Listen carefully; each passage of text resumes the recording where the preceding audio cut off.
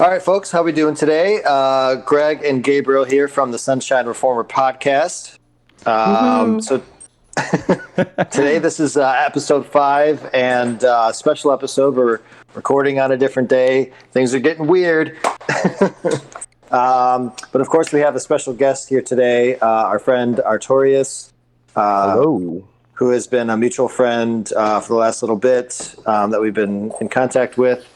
And he liked what we were doing and said that he's got some stuff to say. And we said, cool, come on the show. Cool. Yeah, thanks for having me, guys. Appreciate it. Yeah. It's awesome so why don't you go ahead and give a little bit about yourself, as much as you're comfortable with, and we'll go from there. So I grew up. So I'll just give you a little bit of how I got into leftism. We won't go too heavy into my personal backstory. Just suffice it to say that I have a pretty good idea of what I'm talking about through personal experience and training. But I got into leftism originally pretty young. I grew up in a really bad neighborhood in South Florida, and one of the features of this neighborhood is it was a really bad neighborhood that was pressed up against a really nice neighborhood, which you see a lot in Florida in general. But gentrification or whatever. Yeah, it's you have to have a place for the workers to live. The people mowing the lawns. But one of the features of having a good place to live and a really shitty place to live is that the police on this side of town are just atrocious. Really just essentially exist to make poor people's lives miserable. Right. And growing up in that environment definitely got me thinking about a lot of things about class in general and how people are treated differently based completely and entirely on their income. I mean, other factors too, of course, but income was the main one that I was seeing. And growing up there was garbage. And I was lucky enough that I had some educated parents that were very Socratic in their upbringing in me and asked me a lot of questions without trying to give me answers. And I found that if you ask enough questions, eventually, it does lead you down a certain path if you have the right mentality. And, like I said, for me in leftism, there was no coming out moment at all. It was just I've always kind of been leaning left, and I lacked the tools to articulate that till I started reading a little bit of theory and had the knowledge to be able to grasp it, Sure. So now we're here, full-blown anarcho-communist / survivalist / a million other things, podcast interviewee. Yeah. Hey. Exactly. Adding to the list, Yeah, that's awesome. Ever expanding. My upbringing was, not really the same. I came to leftism completely on my own, and that's valid though. Yeah, all roads lead here. Yeah, everybody's got their own path, and that's great though. Thanks for sharing that. Yeah, absolutely. It's a big week, man. A lot going on. Lots to talk about. Exactly. So we, as I mentioned just a second ago, we usually record on Mondays, but we figured there's so much going on, and Artorias, you've definitely been enthusiastic and wanting to get on here, which is great because spreading the word is what we're all about. So I spam them until they let me come on and talk. Exactly. I have 25 unread messages from this dude. You didn't read them? They were long and in depth. Yes. So we have one pretty major news story that just broke yesterday that we're going to talk about today, and then we're going to transition into some educational topics to go along with that. Delicious and how not to die to them. Yes. So as many of you guys aware, it's fully national news. This is a big deal. So there were 13 people that were arrested. I don't know if it was yesterday or just recently, within the last couple of days. They were charged in a plot to kidnap Michigan Governor Gretchen Whitmer. Apparently part of their manifesto was to try to overthrow the government somehow and just completely cause chaos in the government building there, the Capitol building or whatever. Specifically, they were looking to overthrow the government and institute a society that followed the Bill of Rights. Yes. And of course, these people were extreme right-wing, really terrorists is what they need to be called. I made a post about it, and I called them out as terrorists, and there was something else I called them out as. I don't remember, but it's I said, notice how this wasn't Antifa or BLM. You know, I was like pretty blunt, you know, because I like to troll sometimes. It's really fun. Stir the pot. Yeah, I love stirring the pot. It's great. It's great. So it's just like, of course you'd expect this out of like the people who tend to form militias. We already knew that they have these kinds of leanings up in Washington State when the FBI found out that there was a militia group that was training and quoting Al-Qaeda on how to train and how to infiltrate and how to run a terrorist organization. Like, we know that this exists. We know that these people do these types of things. So, and they do it pretty blatantly. Yeah, they're not hiding it. Or at least they're bad at it. They're bad at hiding it. Oh, it's one or the other, yeah, right? Yeah. So a complete failure of Opsec, so to speak. Yeah, basically. Well, I mean, they also are contending with the entirety of the United States surveillance arm. You know, like that's a huge thing. Well, as we all are, really. It's hard to hide anything from the U.S. Yes, it is. Well, so these guys decide that the way that the coronavirus pandemic was handled was just not up to snuff, and they say, okay, well, here's our chance. We're going to go kidnap the governor. My thing is, like, what did they expect to happen after that? They're even quoted on here, like this guy Fox, I'm trying to find his full name. His last name's Fox. Said he needed 200 men to storm the Capitol building in Lansing and take hostages. And like, so what was the end game here, right? Like, kidnap the governor. The end game? Yeah. 200 men storm the Capitol building, and like, does the United States really have a history of backing down in a hostage situation? Let me answer that. No, it absolutely fucking doesn't. So like, it's not only into another Waco. The only thing that's really I don't want to use the word impressive because it's not impressive, but the thing that's, I guess, the scariest about this is how far along they got on this, right? Yeah. Like, these guys were doing dry runs. They had, I think they did 2 or 3 dry runs. They were looking at buying explosives. They had contacts out trying to purchase explosives. Like, this was not an idle, like, this was a couple buddies fucking around. Wasn't it at the point that they were going to purchase like they already had the deal made, and it was just a matter of going to pick up that's when they got caught or something like that? I think that's probably what the FBI slid in, would be my guess. I can imagine the FBI, they were probably watching them the whole time and waiting for them to do everything that they had to do in order to make the case. And yeah, that's a pretty damn strong case, dude. Holy shit. Yeah. This is, I mean, and the FBI doesn't move until they already have the noose around your neck for sure. Yeah. Right. Like, these guys are donezo. So Eric Molitor, Michael Knoll, William Knoll, Pete Musico. Oh my God, you just doxed him. Yeah, well, so did Fox 8 News. And AP. So I always like looking at these stories from a conservative news outlets because it's always really funny to watch how badly the reporters trying to bend over backwards to justify some of this stuff. Oh yeah, dude. Well, like, what is it? Some of the Fox News anchors, like the ones that appear on national TV, not the local ones, they have like QAnon mugs. Like, they don't fucking hide it. They're just like, oh yeah, like QAnon. Look, this is my coffee cup. And it just says QAnon on it. Like, they don't hide it. They don't care. Well, this is what happens when the goal of news is to generate views and ad revenue, and not, to illuminate or enlighten people.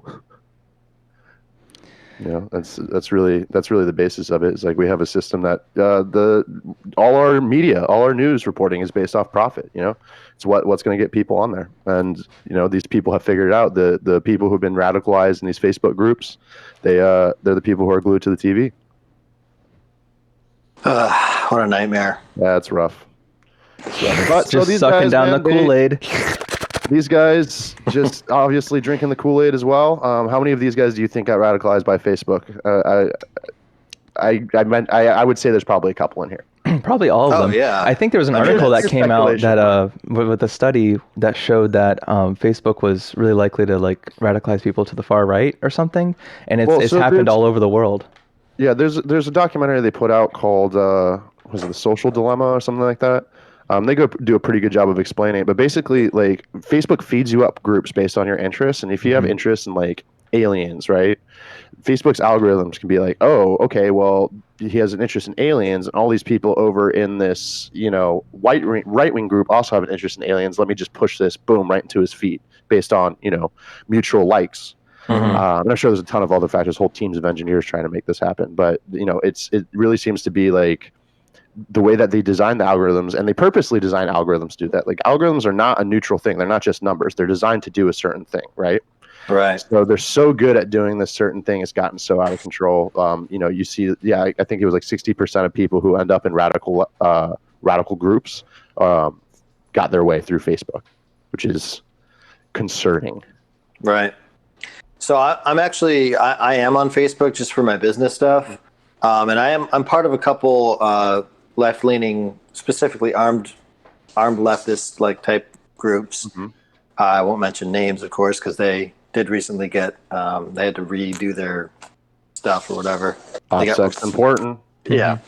But VPNs are pretty cheap too. I feel like guys, it's not like what you're saying. I think is true as far as the right wing stuff. The left wing stuff, I had to go searching for these groups, even though I'm, a part of a left leaning groups, not specifically armed or whatever. Are you suggesting that Facebook is suppressing leftist groups? I don't know if they're suppressing them or just not advertising them, because I've been shadow banned on Instagram for like 3 months. So what could be the case is that if the algorithms are looking for liked interests, that the leftist groups who are better at Opsec are better at hiding their shared interests. So that may be why it may not be able to serve you anything, because there's just nothing to serve you. There's no data to pull from. I'm also part of some atheist groups, and those pop up like they're candy. So well, I don't think atheists go out of their way to do OPSEC. They don't have right. Like no one. Yeah. I will say some of them have an agenda, but it's not like a political group agenda type thing. It's more of like we just want secularization, whereas like leftism's like we want a revolution. I definitely feel like the right wing is actively recruiting. Yeah, you know what I'm saying? That brings me to my first point, right? Like, these guys are recruiting, these guys are training, these guys are getting prepared. And I pose this question to everyone listening: are you? Because this is the time, right? Like, the best time to start training is 10 years ago, but the second best time is right now. The reality is we are looking at I don't want to say an opposing force, but like a whole block of people who fundamentally believe different things than we do, and are fundamentally incompatible with belief systems. Both of our belief systems are incompatible with each other, but they are doing, I would say, a much better job at organizing and preparing and training and staying vigilant than the left is. And I think that's because in the United States, obviously, they have numbers, but it's also, I think, a cultural thing. There tends to be a more deeply ingrained survivalist, like self-sustaining mentality in the right wing than in the left wing. That's very true. Yeah. So I think one of the goals in the organizations that we're affiliated with is to change that culture a little bit, and to look at like, hey, if you're a leftist, understand that in one way or another that does paint a target on your back to some people, not to everyone, but if you're a leftist, or even if you're just a liberal, if you're left leaning in any way, you definitely have a target on your back. Or God forbid you're a centrist, everyone hates you. Yeah. I will say we don't hate centrists in the same way that we hate the right. You're welcome. Centrists are welcome to come over and join us if they'd like. You're more than welcome. I guess. Just the whole conversion kind of thing. Yeah, the pipeline, quote unquote. Yeah. So. Jeez. Well, so we talk about how the left's numbers are much lower than the radical right, but again, we come back to that thing that Greg was talking about with Facebook. How much do you think that is? Being crushed by the algorithms and leftists practicing better OPSEC? Do you think that, and again, this is all anecdotal. I don't know if we can pull up any stats right now, but I get the feeling that definitely has something to do with it. We're seeing one ideology being espoused on a giant platform much more than the other, and that's obviously going to affect numbers and the amount of people that are exposed to said ideology. Yeah. So I have a question, actually. So I obviously, we've talked about OPSEC before, and I kind of want to just frame this as not necessarily OPSEC, but do you think that just inherently in the country, do you think we have more or at least somewhere approaching the same amount of numbers, just sheer numbers of left-leaning people or leftists or whatever, isn't it pretty much common knowledge that there's more liberal or left-leaning people in the country than right in general? Looking at population numbers. I mean, yeah. If you look at just vote counts, that's right? what I mean. Voting numbers. Yeah, there are more liberal people, but the reality of the situation is in the scope of the United States political spectrum, being a liberal is still probably center right. Oh yeah, super duper spectrum. So like when you talk about half the country is liberal, that doesn't necessarily make them sympathetic to leftist causes or beliefs. Right. Keynesian economics is technically liberal, and that's still it's still capitalism. So it's just like I would say it's probably like the most leftist capitalism that you could get until you get to like what does Germany have? I forgot. I always forget their economic model, but whatever Germany's got, I forgot it, but. You've forgotten more about Germany's economic model than I've ever known. So, but it's fairly good. So all I'm trying to say is there a way to safely, so to speak, or like what's the reason for Opsec? Opsec is because you want to hide your identity. You don't want cops to see who you are, or whatever. Protect yourself in general. Like it doesn't have to be about being secret and cloak and dagger and stuff. It's just about being smart and making smart decisions online. Right. So is there a safe way to recruit people on the left? Basically, is this question that I'm asking. I think that anytime you're introducing new elements into a movement, there's always going to be an inherent risk, whether that be, infiltration or someone doesn't know and comes in and finds something they don't like. I mean, there's a lot of risk in there, but I think the way that you mitigate that is, kind of what we've been doing where we, organize locally, and that local organization kind of expands out and, ripples out to other organizations and eventually have this interconnected web of organizations that you can kind of bounce towards and vet each other and kind of again lean on the community in the leftist community, because that's what we're all about, right? We're all about solidarity and leaning on each other and supporting each other. And I think the way forward is kind of what we're doing, where we have all those connections and everyone kind of knows everyone on a local level, and that kind of just expands nationally, bigger and bigger and bigger until we have a national organization.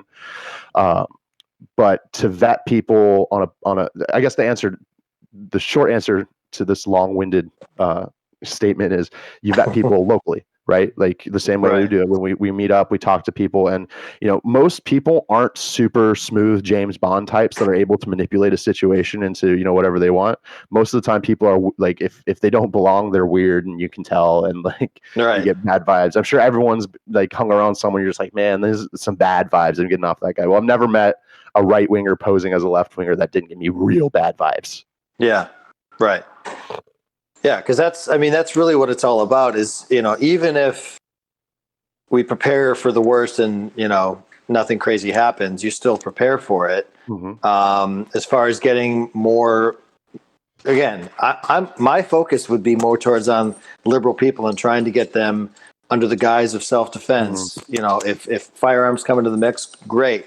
Mm-hmm. But, I think there's people out there that just don't even understand what these right-wing terrorist groups are capable of, mm-hmm. and are salivating and just ready to pounce and so preparing for. Preparing for. Yeah, they were quoted as like waiting and like wanting a civil war by the FBI quoted them saying that.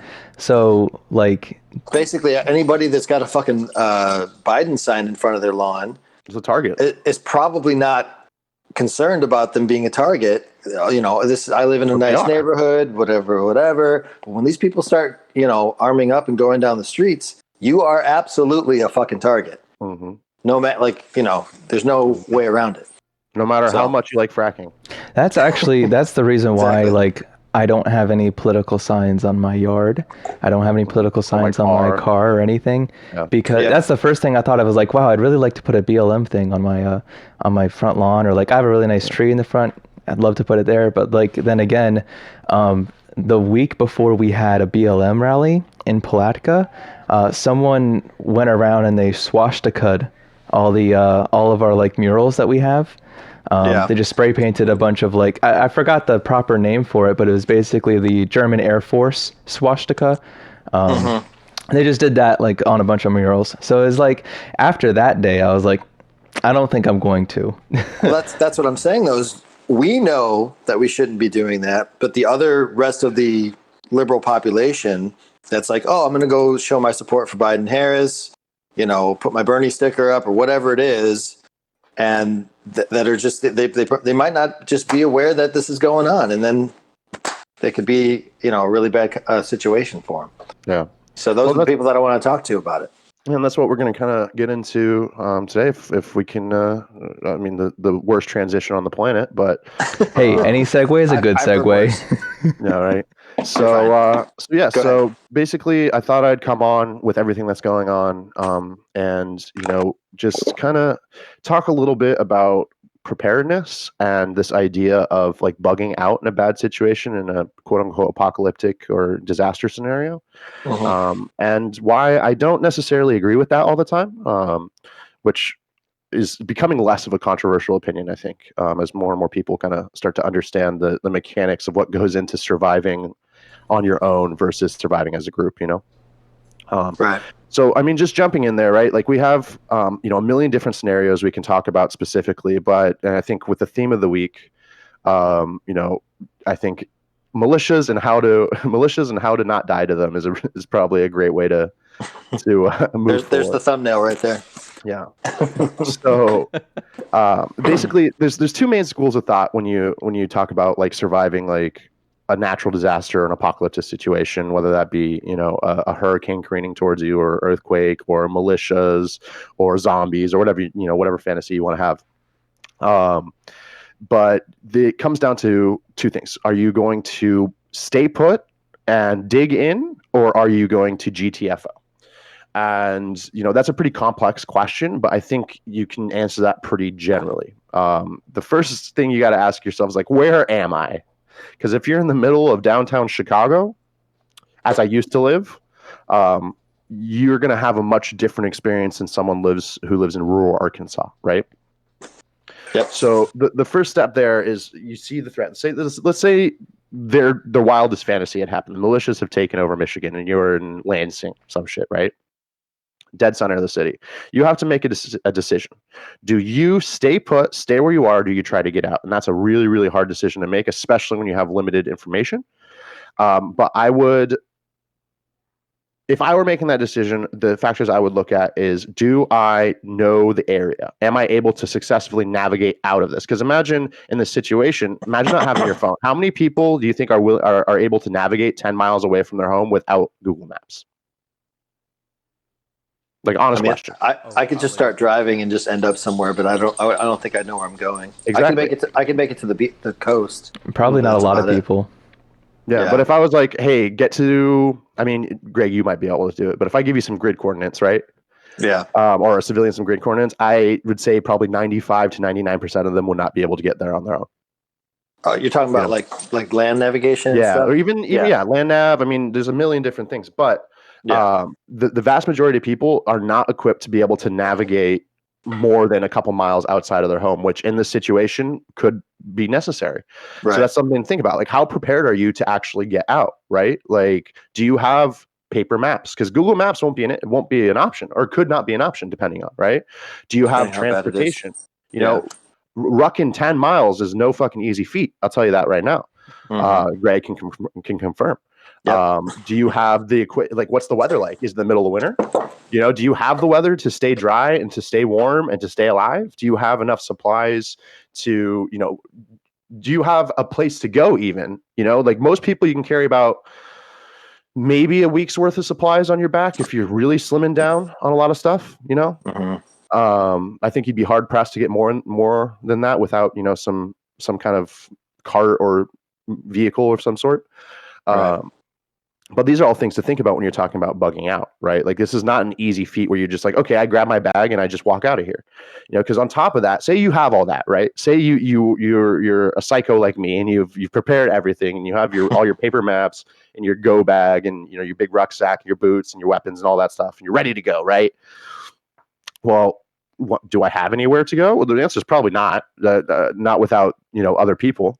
And past that is how far do I think that I can actually make it, on my own?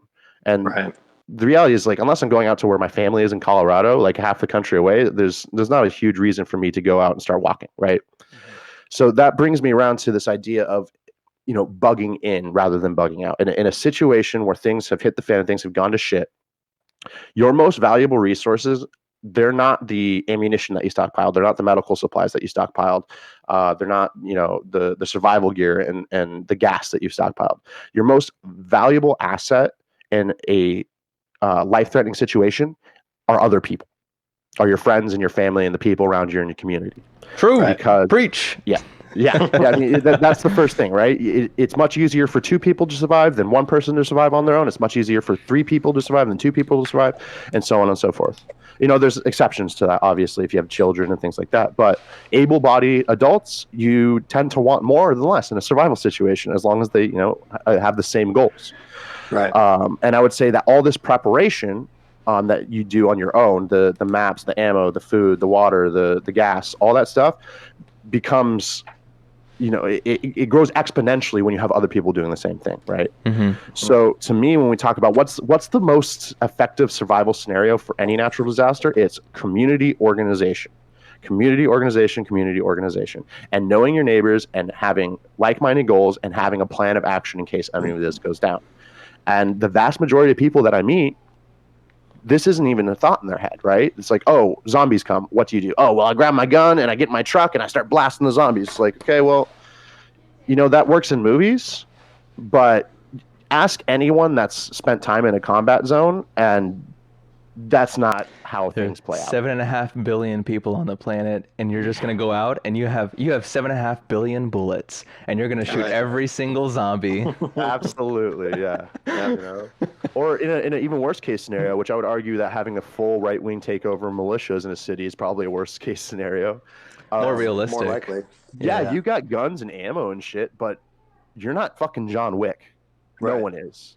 I mean, no one fucking is. I mean, Navy SEALs that have done more than any of us can even imagine are still picky about when and where they gunfight, Mm-hmm. And you don't get that option when you're running through a hostile city alone trying to get out, especially if you have people looking for you or looking for people like you, Right. You are much, much, much, much more likely to be able to get out of a situation with a group of people like that. But none of that matters if those group of people don't share the same mindset and goals as you do. And the only way that you can make that happen is, again, community organizing. It's true. I don't want to call it unsexy, because community organizing is fun as hell, man. I mean, that's how we met. We met just getting together, hanging out, talking over ideas and talking over, different things that we want to do with the group. And, that's great. It's magical, but it's not as, high speed as putting a cool ass fucking weapon light on and some optics and making sure you have, 80 gram armor piercing ammunition and all that. I don't, but, well, it could be that fun. I'll join the SRA. Yeah. I have a friend of mine. It could be that fun. That's kind of the reason why we try to promote like groups like that, or organizations that people can find community in, like the SRA, like the NAAGA, because that can help people find the community that they need. Because it's hard. I mean, at least for me, it's always been hard. Florida, where the places I've lived have been incredibly conservative. So you can find Boogaloo people, of course. That's easy to find. And they're all preppers and everything, of course. But they're Boogaloos. So they're Boog boys. They're this ridiculous alt-right, tend to be like these Nazi KKK types. Can I interject real quick? Yeah, go ahead. Do your thing. So I'm fairly familiar with the Boogaloo movement. In fact, I know a few. And I think painting them as a white supremacist organization is like painting Antifa as an organization, right? Well, you have different subsects and you have different ideologies within that group with a shared common thread, which is the overthrow of the United States government. What I can say is I've met a few Boogaloos, and this is not an endorsement of the Boogie Boys or Boogaloo at all. Okay. Yeah. But in my personal experience, I have met fairly like apolitical, I wouldn't call them racist, maybe not enlightened, but definitely not actively racist or even unintentionally racist, just kind of not knowledgeable about that, who are just really into guns, and that was the culture, and that's where they are. Now, does white supremacy exist in the Boogaloo movement? Absolutely, Right. But I think it's if we want to get up in arms about being painted as under a broad organizational umbrella like Antifa, I think it's our job to also look at what is when that's done to other people and call that out. Well, here's the thing. I probably would have agreed with this probably 10 years ago, give or take, which doesn't really say much for me, I guess, but because I'm pretty young. But however, things can change and definitions do change.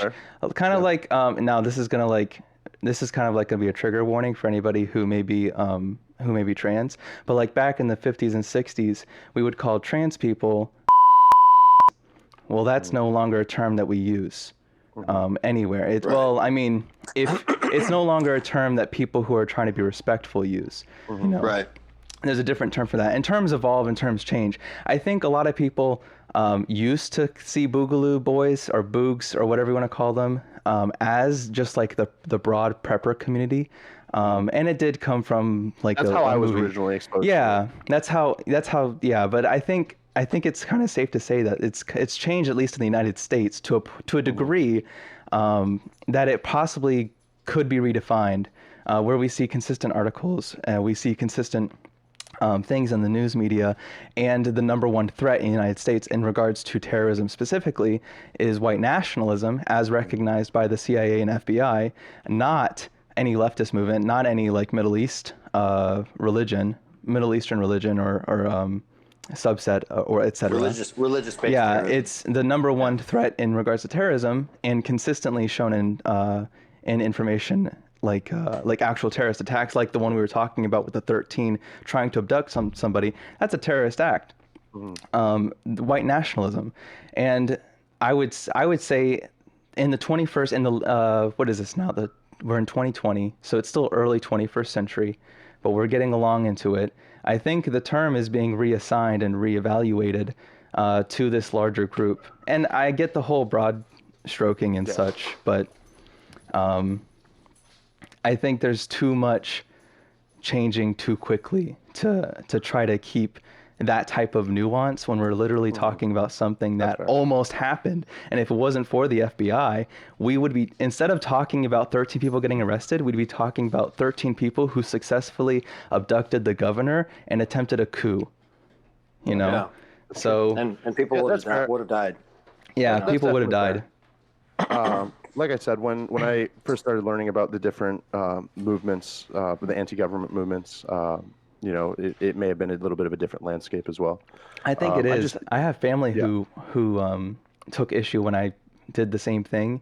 When I told them about my thoughts on Boogaloos and everything, and they had. I'm not a Boogaloo. Let's get that straight right off the rip. No. We're talking about like broad stroke painting people and such. I know that I might look like a hypocrite right now, but I think what people used to think of Boogaloos has changed drastically. And I had a few people in my family who would have considered themselves Boogaloos, but they wouldn't go this far. Like, they're not white nationalists. This is the thing. They're just libertarians, My whole understanding of the Boogaloo boys, like, I guess I never really had a strong, definitive, like, this is what the movement is. It was all, for me, everything I always heard was either contradictory or, misinformation or whatever. So I guess I'm glad that you guys are kind of here to clear things up for me. Yeah.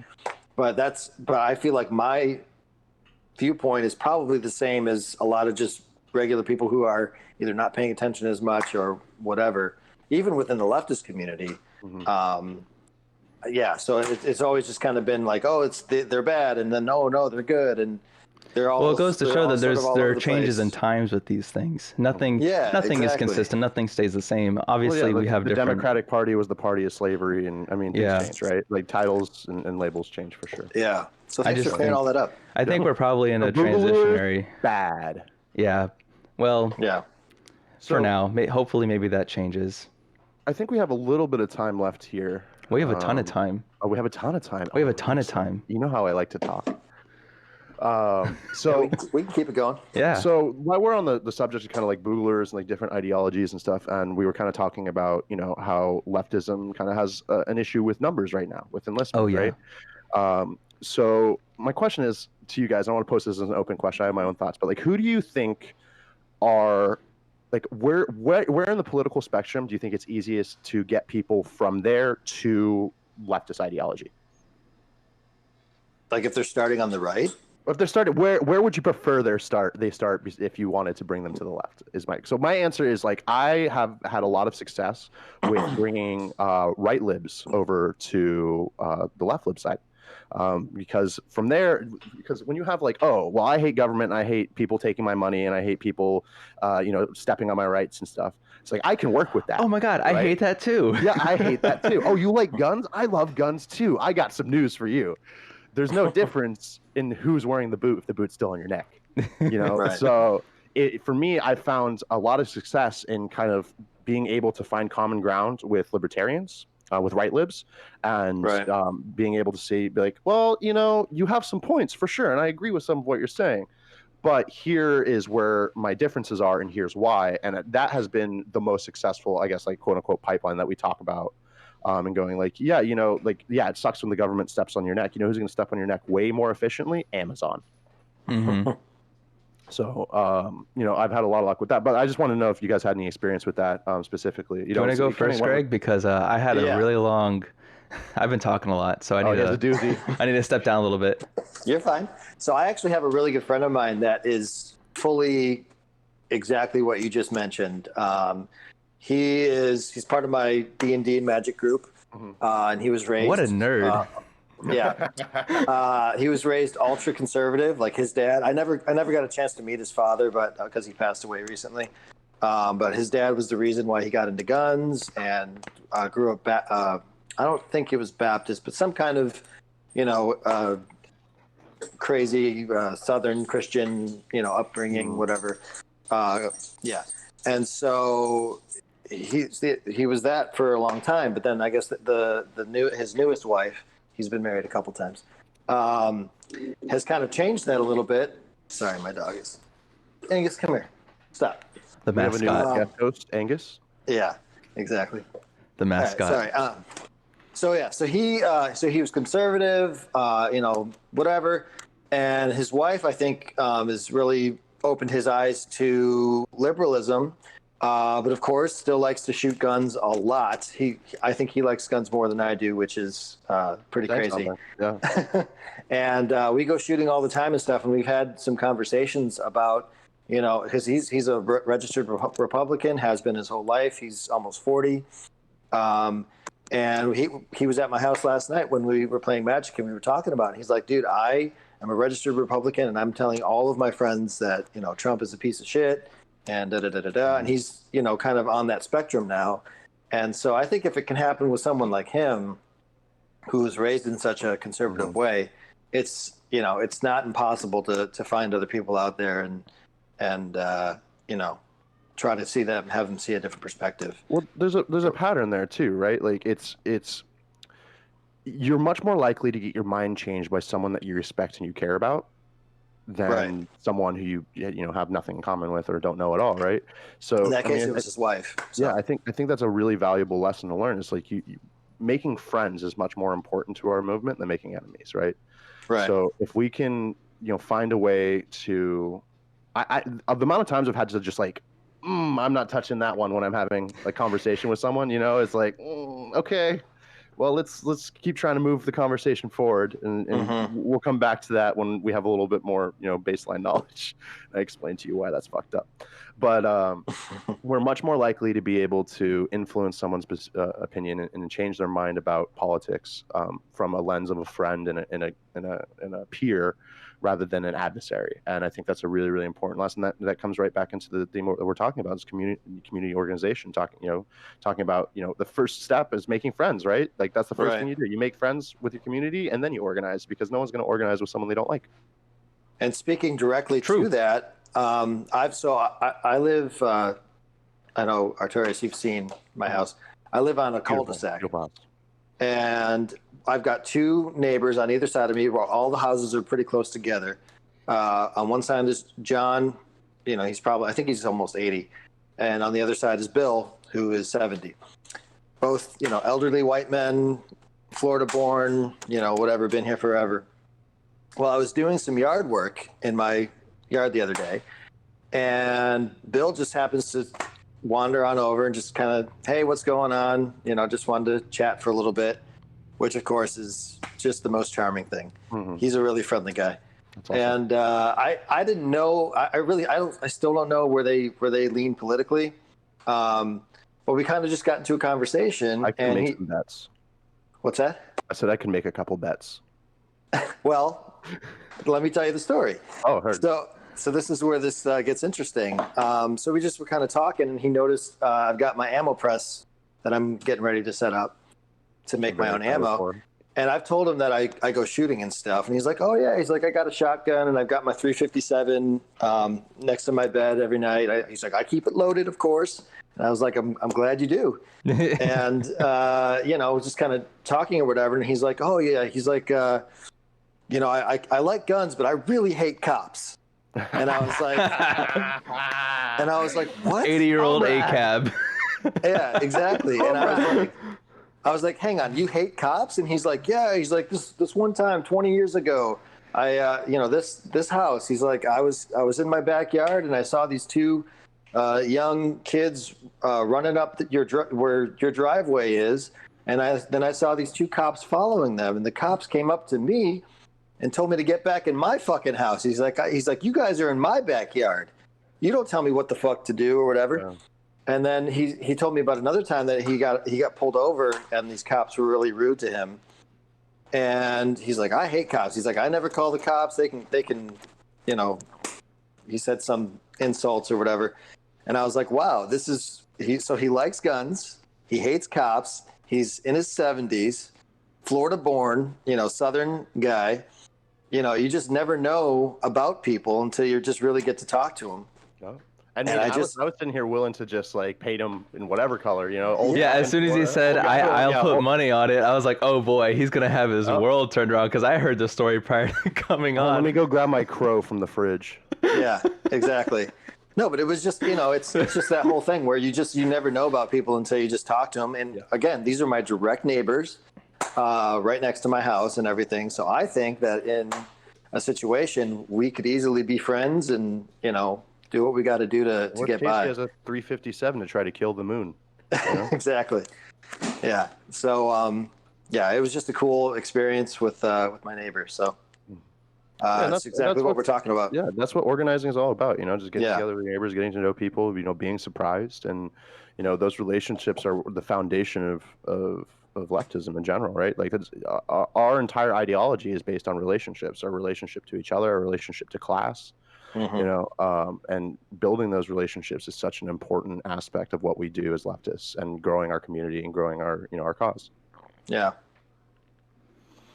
it's cool Gabe, stuff, dude. Who are you recruiting from? Oh boy, so this is where it gets complicated, I guess, because it all depends. Everything has different variables. Nothing is the same. Everything changes, as we were talking about. Things are different all the time. I think it depends on a few things. So first, the circumstance of which the conversation is brought up in. Secondly, the charitability of the other individual. I had a third one, but I don't remember it. So I'll just start talking through them, and maybe I'll remember or something. So what was the first one? Oh yeah, the situation circumstances that it's happening in.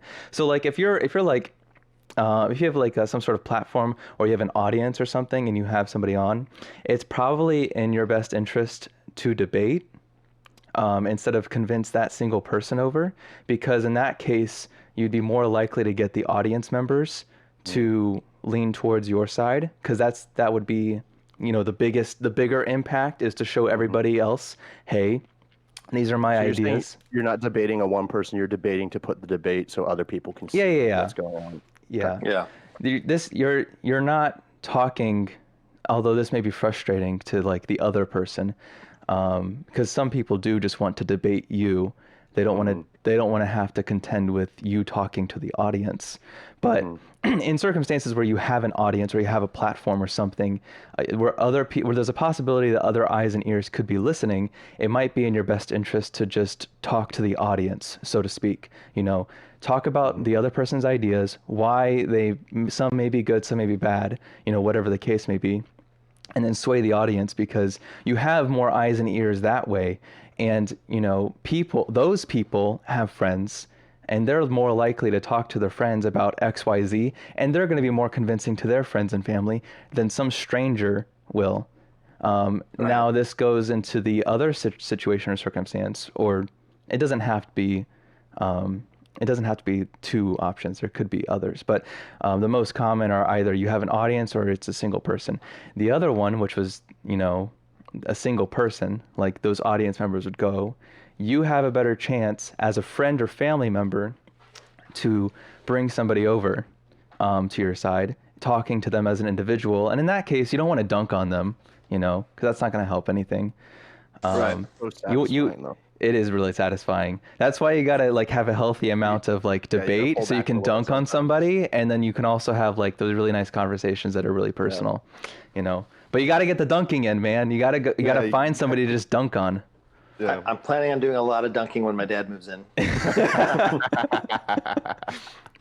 Cross them up like a daily dunk. Daily dunk.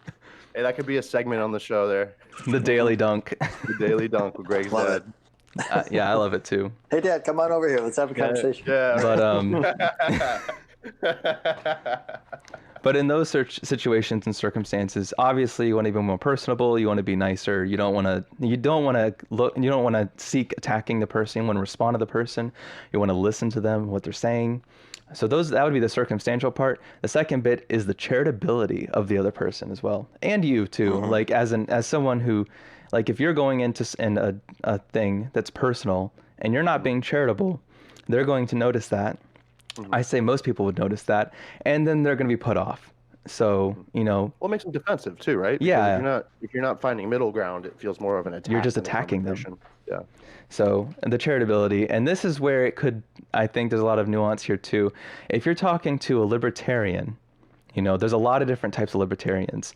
In my experience so far, charitable libertarians tend to be between the ages of 30 to 50, where they're honest with themselves, where they're truly libertarian capitalist, not I call myself a libertarian because it sounds cool, but actually I'm a Nazi. I'm a libertarian, but we need more cops. Yeah, I've heard a lot of those guys, and I found that they're I don't know, they're stupid kids. They're 20 something. They're like me. They're stupid.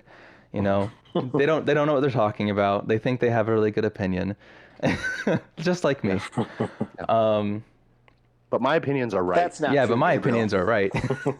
Yeah. But I find that people who fall in that former, the libertarians who maybe 30 to 50, and of course that could be outliers or I could be completely wrong. I find that they are really charitable, and I think they're the easiest to bring over because they're already, like you were saying, Artorias, they're already there.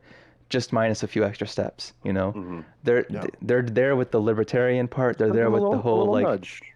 Yeah, they just need to realize, or you need to help them realize, or whatever the case may be, that capitalism also has unjust hierarchy in it. Mm-hmm. That contributes. I'd say unjust to hierarchy is a function of capitalism. Yeah, where that contributes to libertarianism. Why would you hold and just show them that contradiction, basically?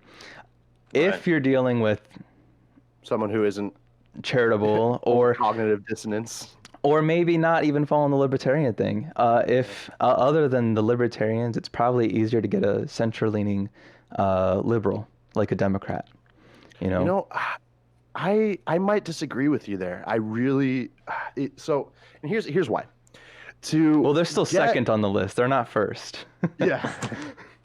Well, so my argument for that is there's in my experience, again, this is again all anecdotal, but in my experience, I found that when people get into and identify as a libertarian, there's at least some knowledge of the political spectrum and the implications of identifying with political ideology, right? Whereas, so it's actually a thought in their heads, like, what do I believe politically? And just having that thought alone opens a whole door of like, okay, well, if you know what you believe politically and understand that, you can also look at these other ideologies, even objectively, right? And kind of play with them. What I found is the liberals that I know, at least, are liberals by default. They were, essentially born into it. They didn't come to the light of liberalism. Vote blue no matter who. Yeah, vote blue no matter who. It's just something that they do. Oh, my mom voted for Biden or for Obama. I'm going to vote for Biden. There's a disconnect between the actual knowledge base. That's like the whole city of Detroit, by the way. Yeah, everybody there is supposed to Democrat. So, like, for me, I think there's a disconnect between a lot of liberals and actual political theory and understanding what it means to be a liberal. Yeah. Whereas I feel like that's not quite as bad of an issue with libertarians, right? And if they have that baseline knowledge of, the political spectrum and are able to entertain those ideas and understand them because they have experience understanding their own ideas and their own politics, it's much easier to kind of start nudging because you can use actual examples instead of having to explain a bachelor's worth of political theory to someone who only votes because it's blue. That's fair. That's fair. I will admit there are a lot of people like that. I would say that, like, I would classify my dad as, what I call him is a blind Republican. Just, again, in the same way that vote blue no matter who, he would just vote red no matter what. It just didn't matter. He couldn't ever vote for a Democrat no matter what the situation was. And I told him that the other day, probably within the last month or so, when we were talking.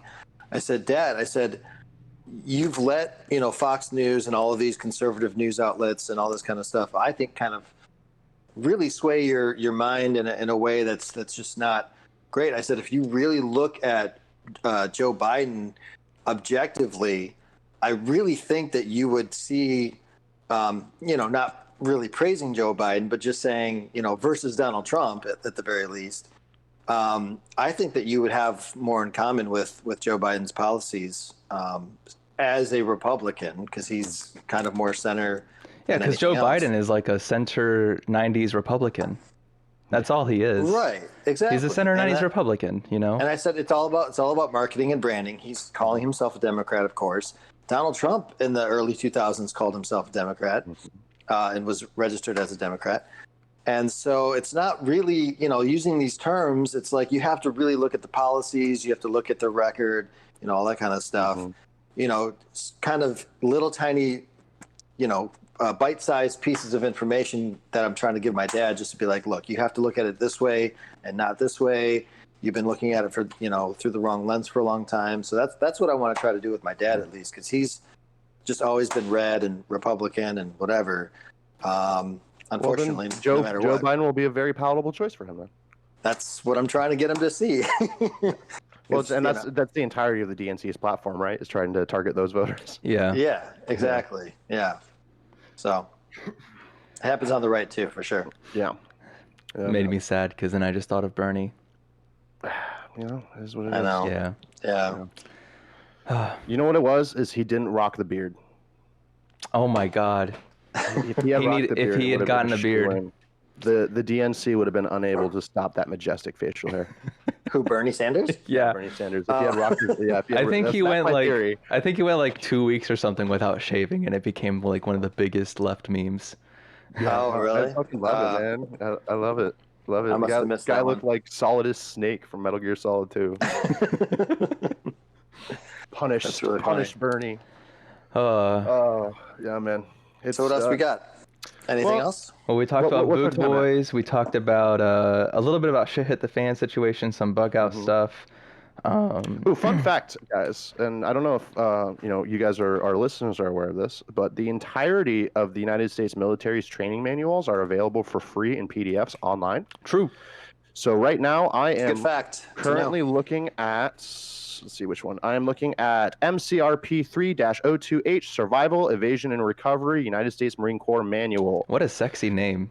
I know, right? So basically, any information that you could put, like basically all this shit's imperialism 101, right? But it has really useful information and tried and true, techniques and tactics to use in them. And you'd really be, as a leftist and as someone who's interested in survivalism and being able to survive a bad situation, I would argue that these manuals are probably one of the most valuable resources you're possibly going to be able to get. Because whether you like it or not, the U.S. military is still the best military in the world. They're very good at what they do, even if you disagree with what they do. So might as well take some tactics. It is a resource. It is free. You can print them. And it's one of those things I would recommend. Just spend the $15 at a Kinko's, print a bunch of them to have in hard copies. Because like I said, if everything goes down, you're not going to have the ability to just hop online and grab it. It's the same thing with maps. If I had to give just a little rundown of the survivalist stuff, make sure you're stacked on ammo, survival, like food, water, rations, those kind of things. And make sure you have your paper maps ready to go, and you're navigating, and learn to land nav. Learn to navigate by map and compass. Get some ranger beads if you have to. Go down and practice in your neighborhood if you need to. But land nav is such an important skill. I cannot stress it enough. And you can learn to do that with these manuals that you can find for free. Just saying. There's a lot of information out there for sure. A lot of information. I mean, that's one of the beauties of the internet is everything is out there, and it's just up to you and your motivation to go and get it. So, stay vigilant. Stay training. Get together with your community. That's my advice. Especially when times are weird like now. Yeah, that's exactly the point we've been trying to make the whole time. This has been a lot of really good information. So is that going to be, you want to just wrap there? Or? Well, we do have the kind of like pre and post bug stuff, bug in, bug out stuff. The community help after a crisis and direct action protesting. Well, those were kind of like some topics that we could probably go over. What was the first one? Community help after a crisis or mutual aid. Oh, yeah. So I think, Greg, you actually had a story about this, right? For which one? Community help after a crisis.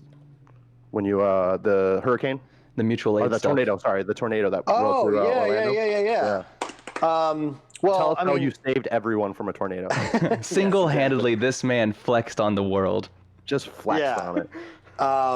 So we, we live in Orlando, or me and Artorias does, and I don't know, maybe we moved in July. I think it was maybe March or February, March, somewhere in that time. There was a tornado that came through literally it was like a rogue, F1 or F2 strength tornado, which is not small. Even to be on the F scale I think it's got to be 80 or 90 miles an hour sustained winds. So I lived on a street called Fern Creek back then, and this tornado formed over a pretty good sized lake that's over there. I think it's the biggest lake in the area. Lake Conway. Yep. And it literally just took that Fern Creek corridor and just tore up the entire roadway for a couple miles.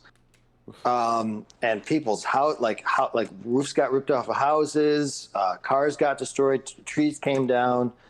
Power lines were down, the whole mix of destruction that happens after a tornado. And it was super micro. It was just this one, 2 or 3 square mile area. And it was just really great. Our house didn't get hit, but across the street from us, every house was destroyed, fences down. And so it was crazy. But exactly what we just talked about, in the face of stuff like that, the community just literally came together. Everybody came out of their houses to see what was going on the night it happened. The next morning, me and my wife and our friends Robbie and Stacy, we literally grabbed battery-powered lawn equipment and just went around house to house and said, "Hey, how can we help? Can we, chop down some trees or help you pick up stuff or whatever? You need a water break. We can bring supplies or whatever." Because like I said, we weren't affected at all. And it was just really cool to see just all of our neighbors helping each other. What we ended up doing mostly was clearing sidewalks. So the sidewalks up and down the neighborhoods were covered in tree branches and stuff. I had a fucking it's a chainsaw, but like on a pole, like a pole saw. Mm-hmm. And I went to town on these things, just going down and clearing the branches and stuff. We did a water run. We went up to Publix and got a case of water and just literally put it on the corner of the street and said free water, like just take water, whatever. So it was just a really cool experience. I hadn't, experienced anything like that before, but that's, it was, educational and really rewarding. So just cool. It's great. Thing. I mean, that's what it's praxis. We talk about this as leftists all the time, but it's a perfect example of praxis, mm-hmm. And that kind of like community coming together, right? Like I think when I think about like an ideal society for me, right? I think the one common theme I have with all these crazy different thoughts and like, gay space communism and all that shit, it'd be great. Okay. Just, we'll talk after, but, Space Force, but gay. Hell yeah. I'm down. Please. I'm down. Yeah. Let's do it. But this kind of like, after natural disaster, you see that community, right? You see everyone out of their houses and helping each other and that mutual aid being practiced, right? But it's only after a disaster you really see that in the United States. And I think in my personal utopia, that attitude of mutual aid and caring for your neighbors and making sure each other's needs are met is a constant, right? Mm-hmm. It's a constant thing that we strive towards to make sure that our neighbors are doing well as well. But that takes an immense amount of effort. And the reality of the situation is we have a system in place right now that actively discourages effort, whether that be through like dopamine driven loops on Facebook and Instagram and all those things, or the way that we have, become kind of fractured as a society as whole between the left and right, and how there's very little, bridge between the two nowadays, But right. I think that if we, as leftists, or on a personal level, if you really commit to providing for the needs of the people around you, that's really all it takes to be a good leftist and to be an effective leftist at that. Right. So you're doing great, bud. No, I agree with that. I think it's, it was cool to be a part of the after situation. Just like you said, after the disaster happened, we helped build each other back up. Mm-hmm. But just like you said, if we had the attitude of, just giving, I don't know any of my neighbors' phone numbers or whatever, like giving a call or just stopping by just to say hi. I mean, just like I said, on our little cul-de-sac, we say hi to each other all the time. And I think that probably happens more often, just, making sure. Well, the other thing about Facebook, which I know we've been blasting it for a while, but in that old neighborhood that I used to live in, they have their own Facebook group. Mm-hmm. And people get on there all the time, like, hey, like I saw there's a fucking suspicious van parked on this street or whatever. Like, does anybody know? Yeah, exactly. Does anybody know who that is? Or, they'll post stuff like that, or like people give stuff away. The table that I used yesterday for magic in my kitchen, it's like a 10-foot long table, really nice. I got it for free from somebody because he's like, hey, I don't need this table anymore. It's at the end of the driveway. Come pick it up. Cool. Awesome. So and that stuff happens all the time on that website. So even just setting up a Facebook group in that way, I think is easier for some people, especially nowadays, to check in with people and make sure everything's okay, like on that level, just as a passive kind of thing. I want to pose a challenge to everyone who's listening, and maybe to you guys too, if you want to participate. I think this idea that we're talking about of like, knowing your neighbors and thing, I think it's a great idea until you practice it. So I challenge everyone here and everyone listening to find the neighbors to the right and to the left of them, whether it be an apartment or a house or whatever, and strike up a conversation with them somehow, get to know them, find out their name at least, what they're about, just that's how it all starts. It all starts by actually reaching out and getting to know people. And whether you do that, you could, if you have the means to, you could make some muffins or something, and just drop them. Hey, I'm your neighbor. I'm just saying hi, here's some muffins, here's my number, and just doing that can go a long way into building community relationships. And once those community relationships are established, you get to have those opportunities to have those little and more in-depth conversations about different life things or politics, or, and it can always lead back to, maybe a new comrade one day.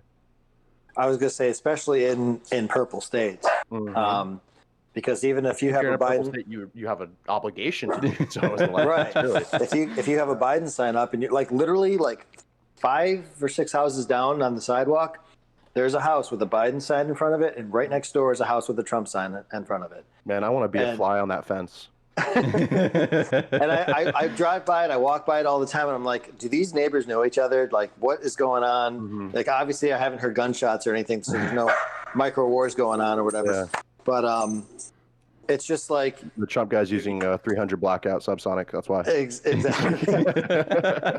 Or he could be like my dad and not even own a gun. Yeah. You know, whatever. And so there are dozens of them. I wonder if those neighbors have found some common ground, you know, and talk to each other, because they live right next door to each other and the houses are very close to each other. Well, maybe your community organization gets so strong that they're forced to interact now, you know? Yeah. And that's, you know, I would love to spearhead something like that just directly in my AO, if you will. Well, that's what I'm saying. You know, it all starts with action.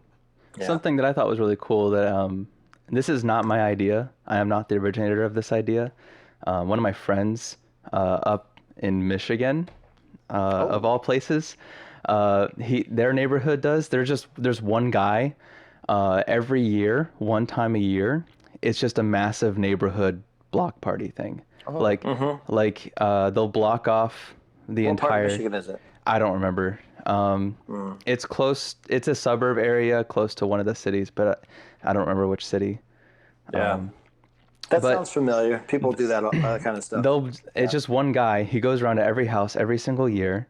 That in one day, he'll sign a bunch of people up to do a bunch of different things, get like donations, contributions, and all this stuff. Mm-hmm. They'll have like bands, like these bouncy houses and all this shit, and they'll do massive cookout shit and all this awesome stuff, and everyone's drinking beers and wine and water and whatever, and they're just having fun, whatever. Just one day in the summer for them. Maybe it could be like winter for us because it's so fucking hot down here during the summer.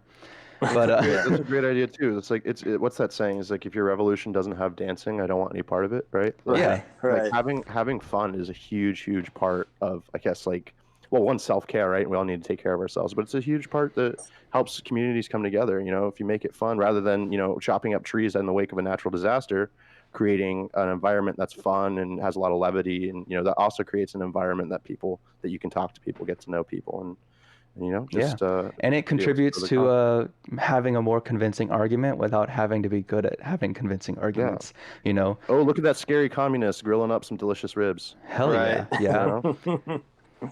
The one thing I got in common with centrists, and some love for the grill. We should have a barbecue, guys. That's a great idea. We have to now. Yeah. That's something that I wanted to do when we moved in, but as soon as we moved, did COVID happen? So like we haven't it's a little really more difficult nowadays. Yeah. So going to, like, if you're gonna do any of this stuff, having muffins and all this, make sure you're, you know. Yeah, please be safe. Yeah, don't do anything stupid, guys. Yeah. So. Yeah. Well, there's plenty of that happening on the right already. Have to worry about being sanitary. Yeah.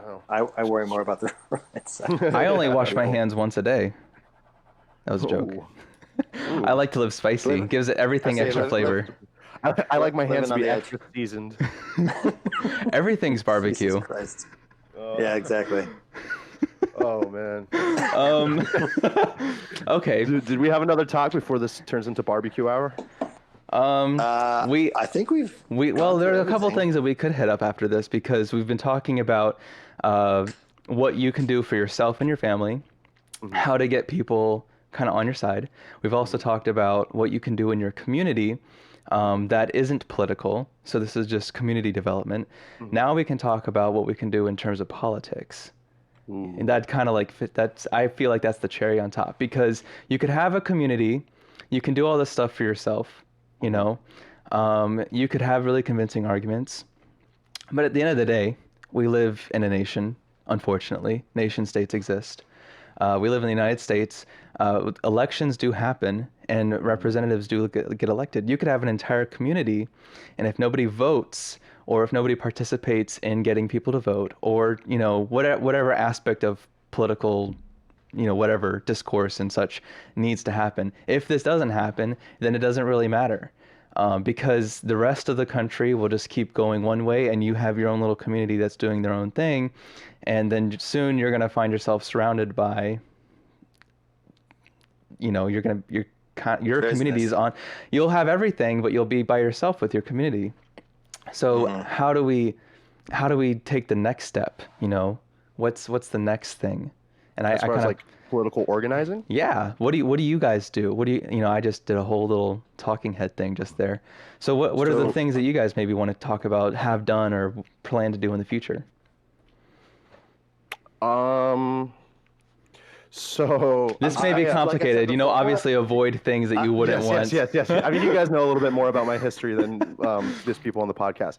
I'm a proponent of direct action. Yeah. Through and through. I'm a direct action kind of guy. I've been participating in direct action for a very long time, starting way back in Occupy Miami, and a little bit before that. But the first time it was like with an organized. It's called Occupy Organized. Organized capacity was with Occupy Miami. And then I spent some time in Portland and then in Chicago. Cops have taken a couple swings at me in my time. But I think, protesting, boots on the ground is a really, really important aspect of it. But none of that matters if we allow the situations that we protest to continue without political action behind them, right? So like you can go out and protest, but if there's no follow through, if there's no like dedicated commitment to making these things happen, a week of protest isn't actually going to accomplish very much. And we've seen that unfortunately happening across the country right now. Well, for the past 70 years with like any civil rights protest, some things good do come out of it. But often it takes like a decade to get to that point. We've had BLM protests for the past decade-ish, give or take, Right. So, and what concessions have we won? Almost none. All of them have been fairly local, or they've been really small. Yeah. Colorado's done some stuff. They took away qualified immunity, which is a good step. Huge. But I think that's the only state that's done that so far. Yeah, it's the only state. Everything else has been like, where was George Floyd? Minneapolis. Was it Minneapolis? Oh yeah, Minneapolis. Yeah, you're right. St. Louis was beyond. I think they are changing the way they do things, and I think they're actually doing like a whole like police abolition thing over there.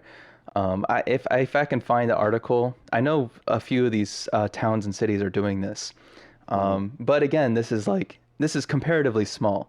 United States is like 450 some odd million people. There's 50 states. We're one of the largest by square mileage nations in the world. There's a lot of this is like comparatively China, Russia, China, Russia, US, Canada. Can't forget about Canada. Australia is big too, but Australia is big. Yeah, so like these are kind of small things. So this goes to like this goes to what you were saying with like you can have all this political action, but then we've 10 years with BLM or nearly or whatever the timeline is, and we're only just now getting to a point where some places are starting to address this. Well, that's also a function of our legal system too. Because our legal system is designed to be a shield, not a sword. And I think it's designed that way for the better in a lot of ways. It keeps people who have legal resources from just really like raining down shit on people who don't. Even though, I mean, you still see that, but I think it'd probably be more prominent. Yeah, exactly. And I think that's something that people need to understand too. Is like the law is not designed to be easily changed. Right. It's not. It's a function of how our democracy works. Is things change slowly, and there's pros, and I would say there's probably more cons than pros. But one of the pros is that it's supposed to inoculate you from a nation from knee-jerk reactions. But unfortunately, we have systems in place that allow those knee-jerk reactions to occur anyway. I think I told my dad something like this a while ago, is that you could have like a monarchy or like a dictatorship or whatever. You could have a type of power structure where it all comes down up to the top, where there's a single person in charge. Mm-hmm. You can get a lot of shit done, but you're relying heavily on that single person actually being a good person. Whereas in a democracy, you don't have to rely on the person being good because you're protected by other means. Or not necessarily democracy, but like a very, like kind of like a very difficult to change body like what we have. The argument that what is it,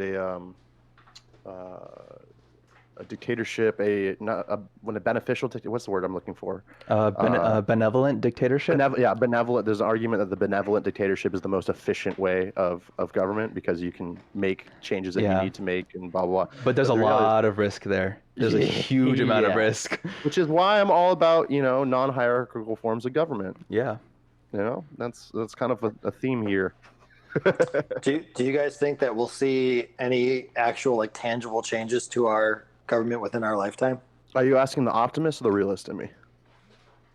Because those exist at the same time. Both. Whatever. Why not? Yeah, both. Give us both takes. I think the optimist in me is hopeful that we will see a modicum of change, and that it's an incremental progress forward rather than an all or nothing zero-sum game. Right. But the realist in me understands how momentum works and how these things can shift back and forth. And I think while I'm hopeful, I also understand that there's a metric fuck ton of work yet to be done, and we haven't even really scratched the surface.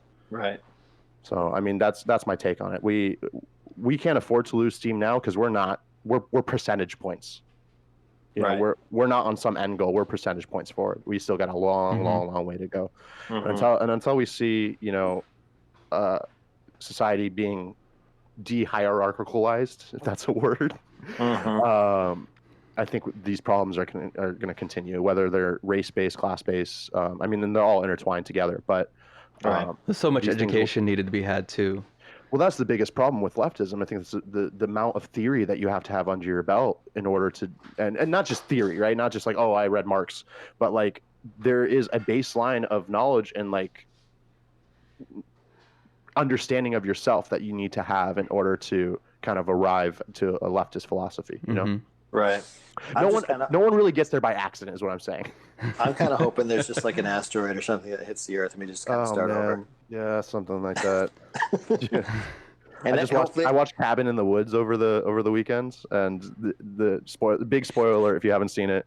But it ends with these old gods awakening and taking over the world again. I was like, you know what?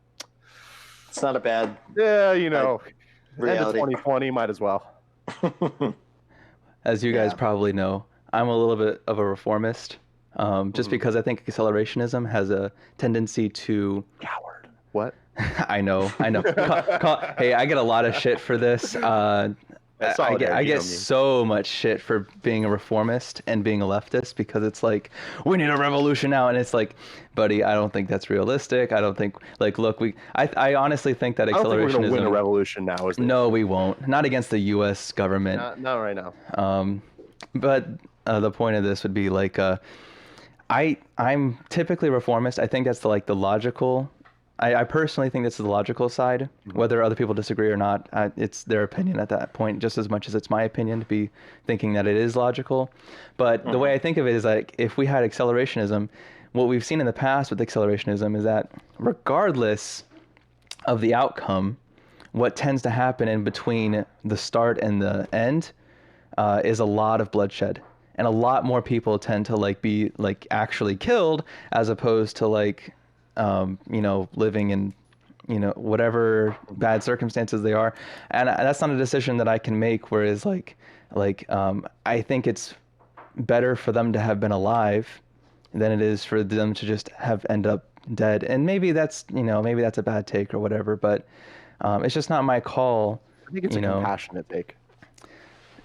So that's why I kind of and that's part of the reason why the Reformer is in the podcast name, is because Well, when I have you guys on the Accelerationist podcast next week, we can... Hell yeah. Let's talk. Hey, you know what? With some of the stuff that's happening with Biden and all this stuff, I go back and I think you know what? Maybe the accelerationist route is the better option. Well, I think it's important. To approach leftism from a multi-pronged. It's not like I said. It's not this way or that way kind of thing. I think it's important to have people of varying ideologies in the movement and involved, because I think there is merit to reform in some aspects, and I think I don't know if merit is the right word, but having that option, right? The accelerationist option, I think is also important. And I think having both of those sides in the movement is a net positive, because we kind of check each other. We do. Right. And I wouldn't necessarily call myself a full accelerationist. If being as prepared as the right is accelerationism, then yes. I just believe that our duty as leftists is to be like, I wouldn't own a gun if I didn't feel the need to, and I feel the need to because of the people in the country who own guns. True. You know, so Same. I think it would be, I'd be doing myself a disservice and my community a disservice if I wasn't as prepared as the people who want to do harm to those people. Mm-hmm. So if that's an accelerationist take, I mean, I just think people should be prepared and ready, you know? And I think I think you can say like a prepared and ready, like when you have a hammer, everything's a nail, right? But, but I think I definitely lean more towards like, I am seeing more and more division, and I'm seeing more and more tension building, and I'm not seeing this presidential elections normally function as kind of like a blow-off valve, right? Mm-hmm. These things build and build and build, and we get a new president. Everything's going to be different, right? Yeah. I don't see that so much with the candidates we have now. I also think that that's a really bad way that the left has approached getting things done, as well as like just hoping to like vote in a president, or even I know this sucks so much to hear, but even like getting to the 5% to get like a different party federally funded. I think that's really difficult. I think we should just, for most places, just infiltrate the parties that exist and make those parties on a local level more left-leaning. Yeah, more radical. Because I think that's easier to do. Like if we look at the libertarian movement, they did the exact same thing. They did the exact same thing. They started local. You know, Gary Johnson, before he was running for president last presidential election, he was the governor, you know. Mm-hmm. We should do the same thing. You know, they've obviously gotten to, and they got, I think, 3% of the popular vote last election. You're dragging me to a fucking DSA meeting. I'm a registered Democrat. I think I talked about this last podcast episode, but I'm a registered Democrat in my county because there is nobody that I could vote for in my county who is not a Democrat or Republican. And B, I just think change you want to see in the world, my man. Maybe I've contended with it with running, but I don't know. Well, that's something I'll have to think more about. But I think a Democrat vote matters more in like a guaranteed red county than like a DSA vote in a red county. Yeah. You know? Oh no, for sure. You got to pick your battles with the electoral system, for sure. That's why I kind of hope like people who are like voting in Washington and all that, I really hope that they're able to vote for like the Green Party or like whatever candidate we can. Maybe they can help compensate. Thinking of all the election cycles, this is probably the one to see. Like, I think if they've ever had a chance at hitting that 5%, it's right now. I hope so. But also, I hope that we vote the fascist out. Let me get that clear. Yeah, you know, if you're in a purple state, you should probably vote Biden just to get the fascist out. We need to get the fascist out. Unless you're this is like... not an endorsement of electoral politics, just so you know. But it's very easy, and the argument against harm reduction is pretty weak. Right. So, I mean, it takes... most of the time, it doesn't take very long. It's not very hard. It's not very difficult. And just get it done, you know, suck it up. Even me, I mean, I am not into electoral politics at all. Like I said, direct action, fucking, we can do it better ourselves. Let's go. Yeah. But I also understand the reality of our system that, you know, like I said, it's something very little that you can do, that you can very, very low energy that you can do that, you know, does make a difference in the long run. Mm-hmm. What you only do it like once every 2 years. It's cool, Gabe. You're going to be paying my $200 tax stamp for my AR. Hey, that's cool. Hey, I'm totally fine with that. You know, until we get to a point where money doesn't matter. Yeah, there we go. That's the goal eventually. Hell yeah. Moneyless, stateless, and classless society. Let's go, buddy. Yep, there we go. Utopia. To each according to his ability, to each according to his need. Hell yeah. Yeah. Yep. So I guess we've been going for an hour 23 minutes. I think that's typically where we land anyway. Yeah. Yeah. Look at that. A lot of fun. We've covered a lot of ground. This is great. Yeah. So if you want to wrap there, you know, I'll put all the socials at the in the description below for our YouTube channel. Thanks to everybody that's been listening so far and giving us feedback and everything. Thanks, guys. We're here for you. Oh, and Artorias, real quick, did you want to like put anything on blast for yourself? Did you want to advertise anything? No. I'll use this little plug spot. Like I said, go meet your neighbors, buy a gun, start training, join the SRA. That's my plug. Dang, look at that. True comrade. He doesn't even shill. Yeah. Doesn't even shill. No. Yeah, this has just been a super like haphazard project that we put together, and I don't know, man. It's coming together. So yeah, it's coming together. The last I listened to all the other episodes. I was really, I was really excited to come on today. So yeah, and like I said, we're probably going to be doing guest spots more often. Cool. Artorias, I'm sure we'll have you on again. Anytime you want me back, I'd be happy to be here. Wealth of information. So cool. Well, with all that being said, thanks for watching and listening to the Sunshine Reform podcast. I'm Greg. And I'm Gabriel. And this is Artorias. Yeah. Artorias. We'll see you guys next time. Bye, guys.